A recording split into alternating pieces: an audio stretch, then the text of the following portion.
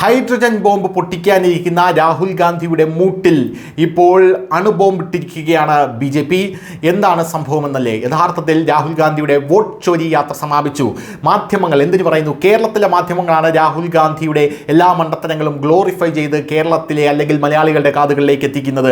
യാതൊരുവിധ കഴിവുമില്ലെങ്കിലും കഴിവുകെട്ട ഒരു പ്രതിപക്ഷ നേതാവാണെങ്കിലും ഇതുവരെ യാതൊരുവിധ നേട്ടവും ഉണ്ടാക്കാൻ സാധിക്കാത്ത ഒരു പ്രതിപക്ഷ നേതാവാണെങ്കിലും രാഹുൽ ഗാന്ധി എന്തോ വലിയ സംഭവമാണ്.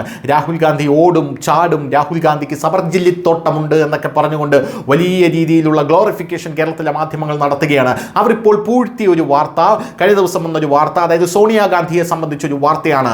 സോണിയാഗാന്ധിക്കെതിരെ ഇപ്പോൾ ഒരു FIR വന്നിരിക്കുന്നു, criminal complaint filed in Delhi court എന്നാണ് ഈ റിപ്പോർട്ട് സൂചിപ്പിക്കുന്നത്. ഡൽഹി കോർട്ടിലാണ് ഈ FIR വന്നിരിക്കുന്നത്.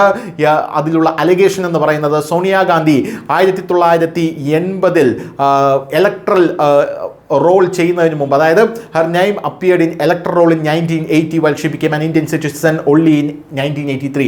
1983 സോണിയാഗാന്ധിക്ക് ഇന്ത്യൻ പൗരത്വം ലഭിക്കുന്നത്. 1980 സോണിയാഗാന്ധിയുടെ പേര് എങ്ങനെ ഇലക്ട്രൽ വോട്ടർ പട്ടികയിൽ വന്നു എന്നുള്ളതാണ് ഇപ്പോൾ ആ FIRന്റെ ആധാരം എന്ന് പറയുന്നത്. സോണിയാഗാന്ധി കള്ള വോട്ട് ചെയ്തു എന്നാണ് കൃത്യമായി പറയുന്നത്. കോൺഗ്രസിന്റെ ഭരണം കോൺഗ്രസിന്റെ കയ്യിലെല്ലാം. കോൺഗ്രസ് അടിയന്തരാവസ്ഥ പ്രഖ്യാപിക്കുന്നു. കോൺഗ്രസിന്റെ സമ്പൂർണ്ണ ആധിപത്യം, ജനങ്ങളെ കോൺഗ്രസ് മുച്ചൂടും മുടിച്ചുകൊണ്ടിരിക്കുന്നു. ഈ ഒരു സാഹചര്യത്തിലാണ് ഇത്തരത്തിലൊരു സംഭവം വന്നിരിക്കുന്നത്. എന്ത് തന്നെയായിരുന്നാലും രാഹുൽ ഗാന്ധിയുടെ വോട്ട് ചോരി യാത്ര, ചിറ്റിപ്പോയ വോട്ട് ചോരി യാത്രയ്ക്ക് ശേഷം ഇപ്പോൾ ഇതാ സോണിയാഗാന്ധിക്കെതിരെ വലിയ ഒരു FIR വന്നിരിക്കുന്നു.